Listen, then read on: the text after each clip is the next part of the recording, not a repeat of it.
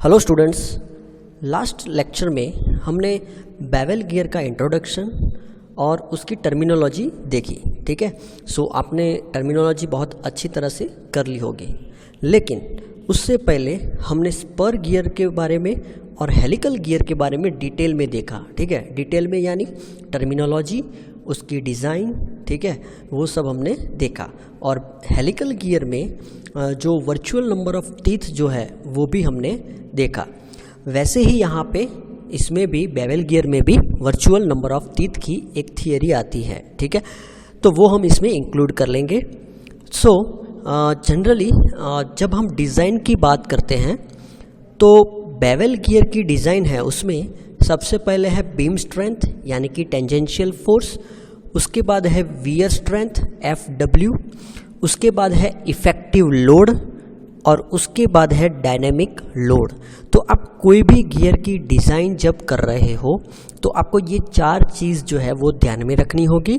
सबसे पहली है बेंडिंग स्ट्रेंथ, ओके, दूसरा जो है वियर स्ट्रेंथ, तीसरा है इफ़ेक्टिव लोड और चौथा है डायनेमिक फोर्स।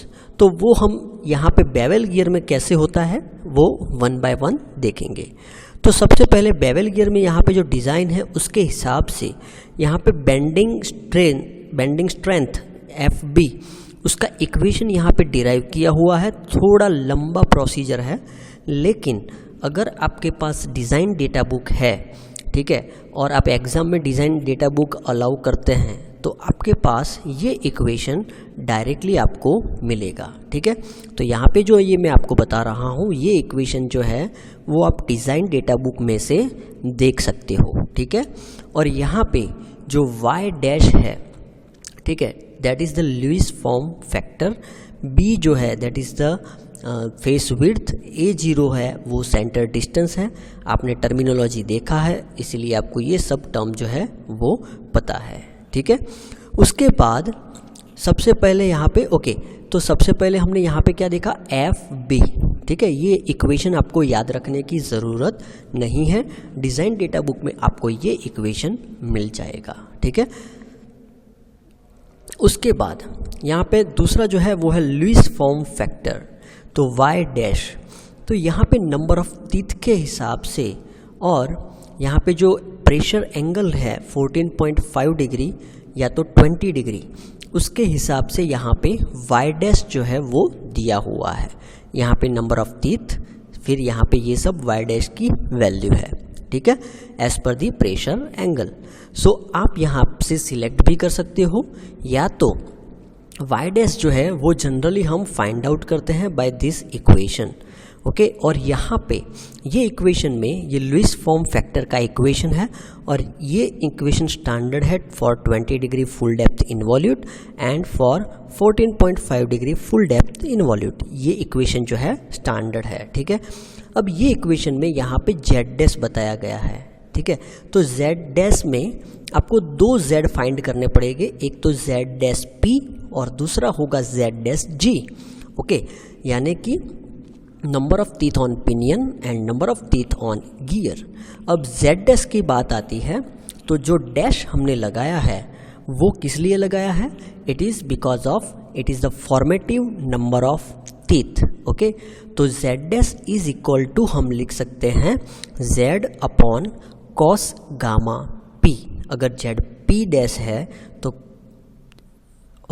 अगर Z डैश P है तो Z dash P is equal to ZP upon cos gamma P। ठीक है, और Z डैश G है तो Z dash G is equal to ZG upon cos gamma G। ठीक है, आगे हम देखने वाले हैं। तो इस तरह से हमें y डैश यहाँ पे फाइंड आउट करना है। ठीक है, पिनियन और गियर के लिए। उसके बाद बेंडिंग स्ट्रेस की बात आती है, तो जैसे ये सब में कॉमन है, स्पर, हेलिकल और बेवल वॉर्म सब में ये कॉमन है, SUT डिवाइड बाय 3, यानी कि अल्टीमेट स्ट्रेंथ जो है आपको मटेरियल दिया रहेगा या तो मटेरियल की स्ट्रेंथ दी रहेगी, तो उससे आपको डिवाइड बाय 3 करोगे तो आपको बेंडिंग स्ट्रेस यहाँ पे मिल जाएगा। ठीक है, सिग्मा B। उसके बाद आया फेस विड्थ, तो फेस विड्थ जो है वो जनरली पहले से ही स्पर गियर से ही हम उसको एज्यूम कर रहे हैं, या तो दिया रहता है 10 मॉड्यूल अराउंड रहता है, ठीक है। और अगर यहाँ पे 10 मॉड्यूल या तो नहीं दिया है तो आप जो सेंटर डिस्टेंस दिया होगा तो डिवाइड बाय 3 करके भी आप फाइंड आउट कर सकते हो, या तो दोनों में से जो स्मॉलर रहता है वो आप एज्यूम कर सकते हो। ओके, नाउ अब हमें क्या करना है, ये प्रोसीजर भी कॉमन है, ठीक है। तो ये कॉमन प्रोसीजर है, दोनों में से पिनियन या तो गियर, दोनों में से कौन सा गियर वीक है और कौन सा गियर स्ट्रॉन्ग है वो हमें पता करना होगा। तो उसके लिए यहाँ पे sigma B into Y dash for pinion, sigma B into Y dash for gear करना पड़ेगा। और जैसे कि मैंने बताया कि वाई डैश में अगर वाई डैश पी लेंगे that is for pinion and Y dash G लेंगे that is for gear. Okay, तो अगर यहाँ पे ये लेस देन है तो पिनियन इज़ वीकर और ग्रेटर देन है तो गियर इज़ वीकर। तो जो वीक रहेगा वो वैल्यू हमारा जो मेन इक्वेशन है इसमें हम रखेंगे। यहाँ पे वाई डैश में वाई डैश पी भी आ सकता है और वाई डैश जी भी आ सकता है। तो पी या जी जो वीकर है, पिनियन या गियर दोनों में से जो भी वीकर है वो हम यहाँ पे लेंगे। ओके, सो होप आपको ये इक्वेशन के बारे में क्लियर हो गया होगा, ठीक है। Next is wear strength of the straight bevel gear tooth. तो वियर स्ट्रेंथ क्या है? It is the straight bevel gear tooth. Wear strength of the straight bevel gear tooth is the maximum tangential load of the bevel gear tooth can take a large and without pitting failure. So basically यहाँ पे pitting failure की बात की है for wear strength. अब wear strength के लिए भी इक्वेशन कॉमन है, स्पर हेलिकल गियर में भी हमने देखा था DPBQK। Okay, DPBQK।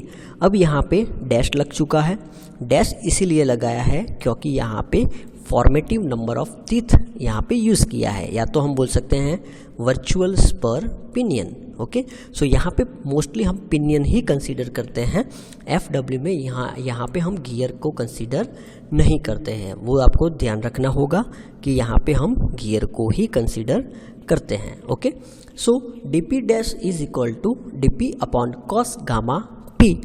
उसके बाद DP is equal to pitch circle diameter of bevel pinion, gamma P is the pitch cone angle, आपने टर्मिनोलॉजी देखी है, B is the face width of bevel gear and Q dash that is the ratio factor. अब Q dash में 2 into Z dash G upon Z dash G plus Z dash P वो हमें रखना है। Okay, now तो यहाँ पे जब हम वैल्यू रखेंगे तो हमें Q डैश की वैल्यू यही मिलेगी 2ZG upon ZG plus ZP। अब ये इक्वेशन में एक ये है K, ठीक है, K को हम बोलते हैं लोड स्ट्रेस फैक्टर। तो K हमें कैसे फाइंड करना है उसका यहाँ पे बड़ा सा इक्वेशन है, ठीक है।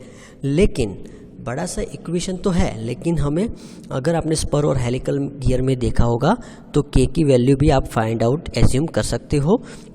और यहाँ पे आपको अगर प्रेशर एंगल दिया है, पॉइजन रेशियो दिया है, ठीक है, यंग मॉड्यूलस दिया है, तो आप ये इक्वेशन का यूज़ करके भी K को फाइंड आउट कर सकते हो। ओके, नाउ K को फाइंड कर लिया, फिर यहाँ पे D डैश P था, उसकी जगह हमने DP upon cos gamma P रख दिया, ठीक है, तो हमें FW की वैल्यू मिलेगी।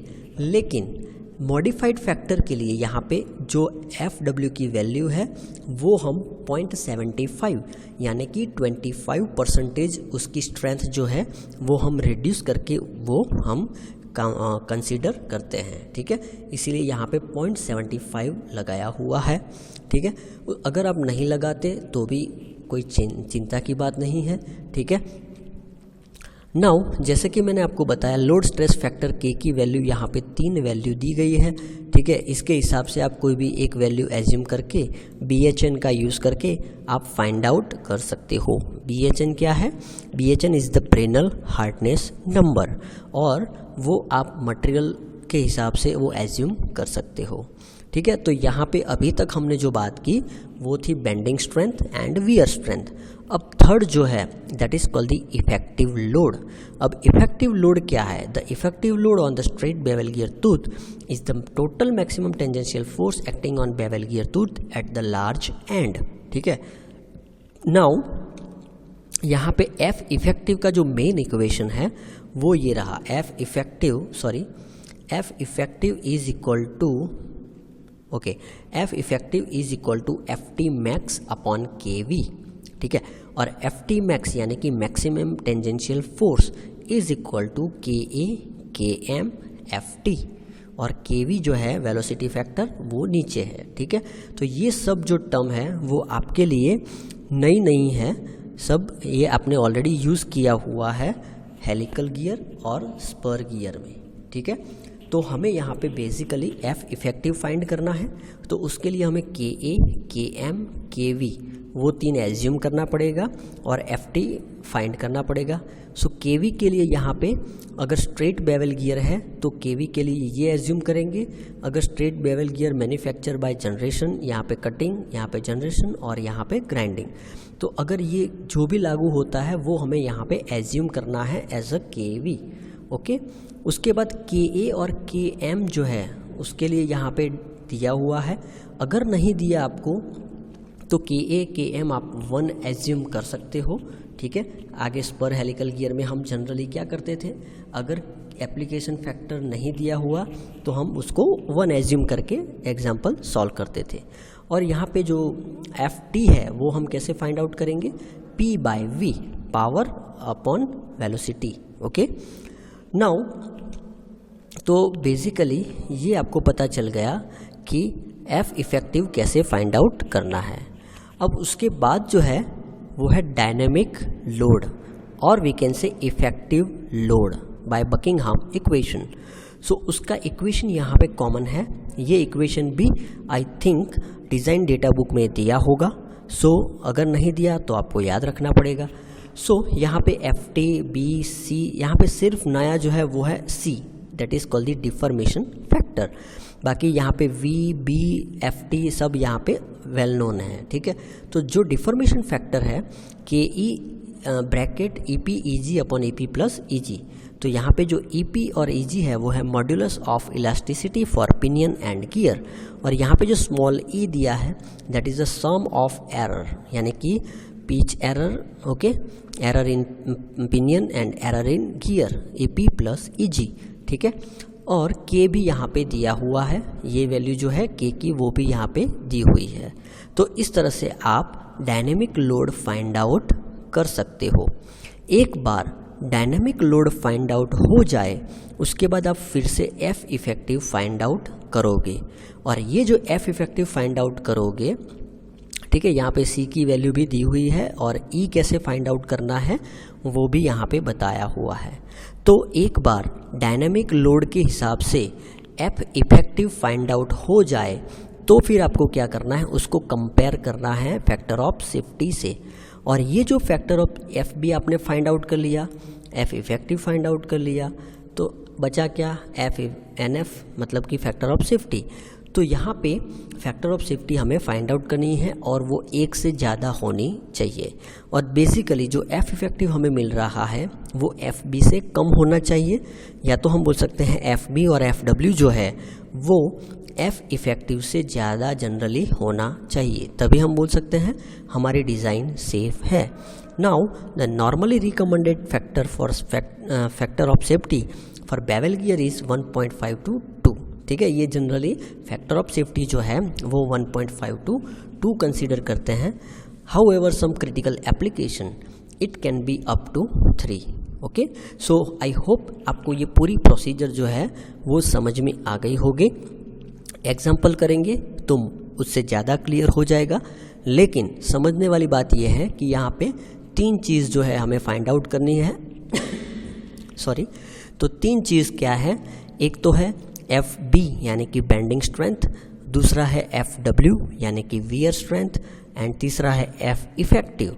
अब एफ इफेक्टिव में हम 2 तरह से हमने एफ इफेक्टिव फाइंड आउट किया, एक जो था वो डायनेमिक लोड के अलावा था, यानी कि सबसे पहले देखा वो, और दूसरा जो था वो डायनेमिक लोड को इंक्लूड किया हुआ था। ठीक है, तो अगर आपको डेटा देते हैं डायनेमिक लोड के लिए जो यूज़ होता है सी और pitch error, error in pinion and gear, ये सब अगर डेटा आपको दिया हुआ है तो आपको डायनेमिक फोर्स फाइंड आउट करना पड़ेगा।